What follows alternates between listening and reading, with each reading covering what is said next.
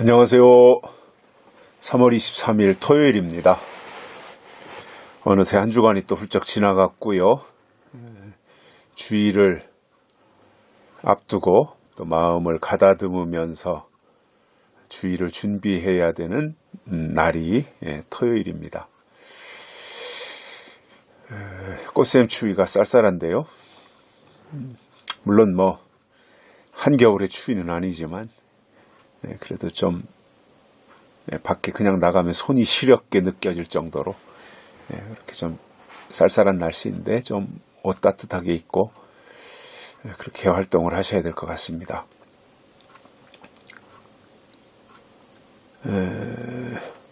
제가 보는 관점은 경제적으로 세계가 어려워질 것이다라고 하는 거예요. 미국 경제도 지금 트럼프가 대통령이 되고는 반짝 효과가 있어서 미국의 경제가 다시 살아나고 있다 했는데 작년 말 지나고 올 초 이렇게 되면서 미국의 경제도 침체되고 있습니다.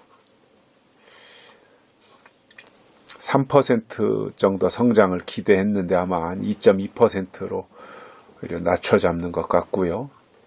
중국도 그렇고 영국도 그렇고 캐나다, 호주 다 경제가 침체할 것이라고 비관적으로 말을 하고 있습니다.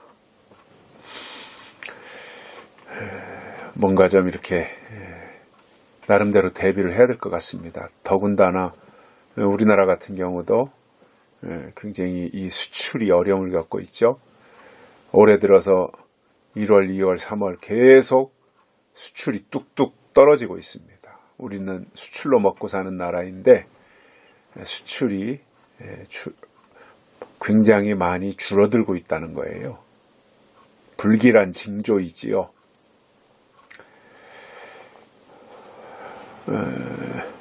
그런 가운데 내수 경제도 어렵고 수출도 안 되고 또 최저임금은 올라가고 취업은 안 되고 그러니까 다들 어렵다고 아우성입니다. 참 어려울 때 어려움을 헤쳐나가고 극복할 수 있도록 국민들 편에 서서 국민들에게 희망을 주고 또 국민들을 격려하고 이렇게 기업들에게도 활력을 불어넣어야 되는 것이 저는 대통령의 역할이라고 보거든요. 근데 우리나라 문재인 씨는 그런 역할을 아예 안 해요. 할 줄 모르는 건지 안 하는 건지 모르겠어요. 그거는. 아예 경제에 대해서는 관심이 없어요. 오직 북한만 바라보고 있는 처지이다 보니까 우리나라의 경제가 망가지고 국민들의 삶의 질이 팍팍 떨어지고 그러는데도 대책 하나 내놓지 못하고 있습니다. 그러다 보니 우리나라는 더 어려울 것이다 이렇게 예측들을 하고 있고요. 또 우리나라가 문재인 대통령이 얼마 전에 강제징용 일본군으로 우리 대한민국 사람들을 강제로 징용해 간 것에 대해서 배상금을 내라. 그것을 우리나라 대법원에서 최종 판결을 해서 우리나라에 나와 있는 일본의 기업에다가 압류를 걸어버렸잖아요. 그런 거에 대해서 일본이 보복을 할 것 같아요. 우리나라를. 보복. 일본이 보복을 할 수 있다는 것은 우리나라 물건 불매운동을 하겠죠. 불매운동. 그리고 여러 가지 동맹관계에 대해서 이제 유보적 태도를 취할 것이라고 봅니다. 그러면 우리나라는 어려워지는 것이고 또 미국이 세컨더리 보이콧을 한다든가 아니면 뭔가 자동차나 이런 선박 같은 데서 또 이 문제 제기를 하면 못 견디거든요. 근데 사실상 우리나라가 당장은 어려움을 당해도 멀리 보고 한미동맹 관계가 무너지지 않고 당장은 힘들어도 뭔가 자유민주주의가 되살아나려면 사실요, 이렇게 말하면은 좀 혹독한 말이 될지는 모르겠습니다만은 대한민국을 멀리 바라볼 때 미국이 대한민국에다가 압박을 가해야 될 때가 됐다고 봐요. 그래서 문재인 정권이 중간에서 쫓겨나고, 그리고 국민들이 이거 좌파 정권 들어서서는 이게 북한만 챙겨려고 그러고 이거 국민들의 삶의 질은 전혀 신경 안 쓰고, 김대중 노무현 다 그랬잖아요.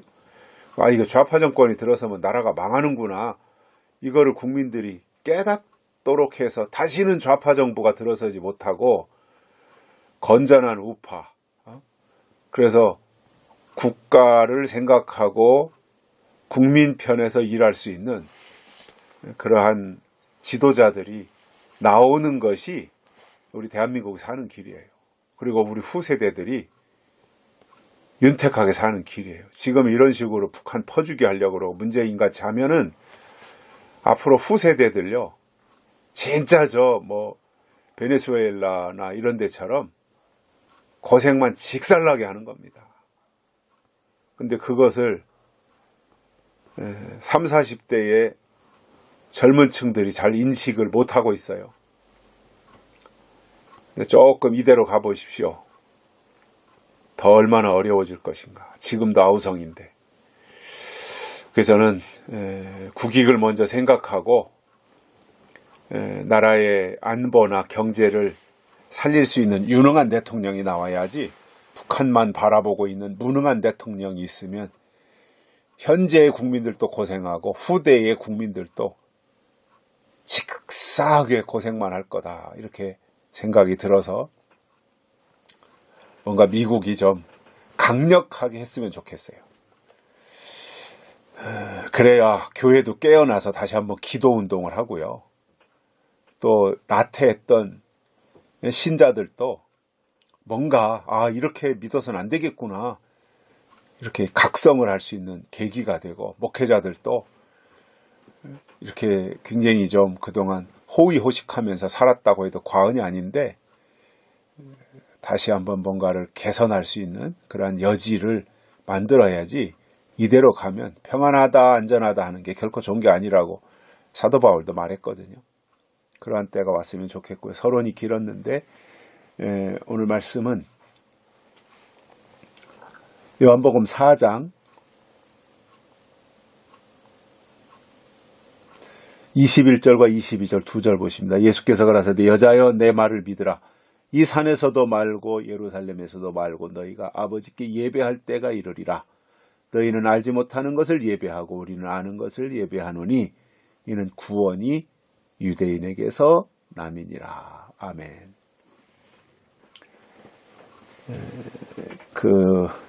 수가성 여인과 예수님과의 대화 내용의 한 부분인데, 예수님이 그 여자가 생각하고 있는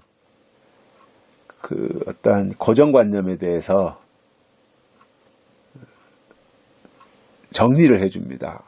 이 여인은 자기들 조상들은 이 산에서 예배해야 된다, 이렇게 말을 하고, 또 유대인들은 예루살렘에서 예배해야 된다, 이렇게 말하지 않느냐, 이렇게 물어보니까 그거에 대한 대답이 오늘 말씀이거든요.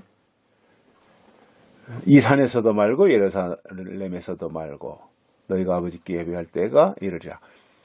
어떤 장소가 중요한 게 아니라는 거예요. 예배는 장소가 중요한 게 아니에요. 물론 여러 가지 여건이 다 갖춰져서 장소를 잘 마련하고 어떠한 좋은 장소에서 하면 여러 가지 다른 하나님과의 관계된 어떤 필요 조건들이 갖춰지고 나서, 그리고 좋은 시설이나 장소를 만들어서 거기서 예배한다면 금상첨화겠죠. 그런데 그러한 것은 만들어지지 않고 그냥 장소적으로 이 산에서 예배해야 되느냐, 예루살렘 성전에서 예배해야 되느냐, 이것은 의미가 없다는 거예요. 장소적으로 접근하는 것은 의미가 없다는 거예요.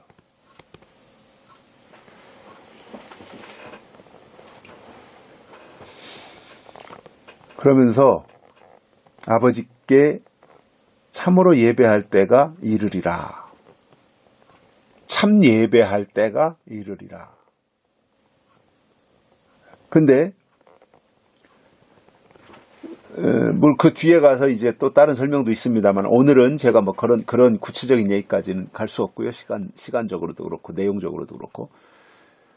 그러면서 장소가 중요한 게 아니다. 예배는 하나님께 하나님께 드리는 예배는 장소가 중요한 것이 아니다. 그 말씀을 하시면서 22절에서 이러한 지적을 다시 하십니다. 너희는, 자, 이 여인입니다. 알지 못하는 것을 예배한다. 근데 반해서 우리는 아는 것을 예배한다. 이 차이가 엄청난 겁니다. 사마리아인들은 모르는 것을 예배한다는 거예요. 의미가 없다는 거죠. 모르는 거 예배하는 게 무슨 의미가 있어요. 근데 우리는, 예수님은 아는 것을 예배한다. 이 차이예요, 이 차이. 자, 사마리아인들은 예수님에 대해서 모르죠. 그냥 구약의 하나님은 아는지 모르지만 신약의 예수님은 몰라요. 그러면서 예배를 드리고 있다라는 거죠. 불합리하죠, 그죠? 그러니까 우리식으로 표현한다면 예수님이 재림하실 때가 임박했는데 계시록을 모르고 계시록에 무관심한 상태로 예배를 드린다? 모르는 걸 예배하는 거잖아요. 요한계시록을 모르잖아요, 요즘 사람들이. 요한계시록에 관심 얼마나 있어요? 요한계시록을 얼마나 알아요? 요한계시록을 깨닫기 위해서 얼마나 몸부림치고 노력했습니까? 요한계시록의 내용을 알고 싶어서 얼마나 그 말씀 붙잡고 기도했습니까? 요한계시록을 몇 번이나 읽으셨습니까? 1장부터 22장까지. 모르는 거 예배하고 있는 거예요. 사마리아인이라는 거죠. 모르는 거 예배하니까. 그러면 우리는 아는 것을 예배한다라고 했을 때 무엇을 알아야 된다는 거예요? 하나님의 뜻을 알아야죠. 하나님의 뜻을 알고 그 뜻으로 예배 드려야지요. 이게 하나님께 상달되고 하나님이 받으시는 예배가 된다는 말씀이잖아요. 모르는 거 예배한다? 하나님의 뜻을 모르고 예배하면 무슨 의미가 있어요? 근데 예수님은, 또 유대인들은 아는 것을 예배한다. 뜻을 안다는 거예요. 하나님의 뜻을. 우리식으로 표현한다면 요한계시록에서 하나님이 하실 일들을 차근차근 알고 그 말씀을 붙잡고 예배해야 된다라는 거죠. 그래야 거기에 생명이 있고 생기가 있는 거지, 모르는 거 무지몽매하게 그렇게 예배하면 그것이 무슨 의미가 있겠냐는 거예요. 그래서 우리는 어떤 부류의 신앙이 돼야 되느냐? 하나님이 하실 일을 또는 하나님의 뜻을 모르고 그 모른 채 모르는 것을 예배한다면 그것은 하나님과 멀어진, 간격이 멀리 떨어진 사람들의 모습이고요. 아는 것을 예배한다라고 하는 것은 하나님의 뜻을 알고 법을 알고 시대를 알고 약속을 알고 예언을 알고 요한계시록을 알고 그리고 그 말씀으로 하나님을 예배해야 된다. 아는 것을 예배해야 하자는 거예요. 아는 것을. 그래서 계시록에 관심을 가지고 계시록의 말씀을 토대로 해서 다른 성경도 다 이렇게 연결시키고, 그러면서 계시록에서 말씀하시는 그 핵심 내용을 주제로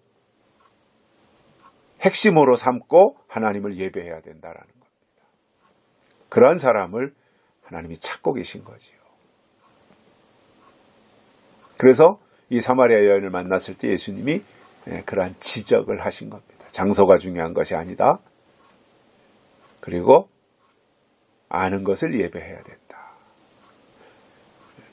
아무리 좋은 환경과 장소를 가지고 있다 그래도 모르는 것을 예배하면 그게 무슨 그 행위가 의미가 있느냐. 그러나 장소야 어디든 하나님의 뜻을 알고 하실 일을 알고 예언의 말씀을 알고 그 말씀으로 예배하면 그것을 하나님이 받으신다라는 겁니다. 자, 받으시는 예배 드리자는 거예요. 안 받으시는 예배 왜 드려요? 받으시는 예배 드리자는 거예요. 모르는 것을 왜 예배해요? 아는 것을 예배하자는 거예요. 장소가 뭐가 그렇게 중요해요? 장소보다 더 중요한 것은 하나님의 뜻이고 말씀이라는 거예요. 초막이나 궁궐이나 뭔 상관이 있어요? 말씀이 있으면. 말씀이 하나님이신데 말씀이 있다는 것은 하나님이 계시다는 것이고 말씀이 없다는 것은 하나님이 안 계시다는 건데 장소가 뭐 중요하냐는 거예요. 옛날 저 어렸을 때처럼 다 어려운 시대니까 그때는 간신히 예배당 벽 쌓고 지붕에 스레트 얹고 돈이 없으니까 창문도 제대로 못해서 비닐로 막아놓고 아니면은 바닥에 제대로 아직도 마루를 못 놔가지고 가만히 깔고 밀집방석 깔고 그리고 예배 드릴지라도 거기에 하나님의 예언이 있고 약속이 있고 뜻이 있고 법이 있다면 하나님이 그것을 받으시는 거예요.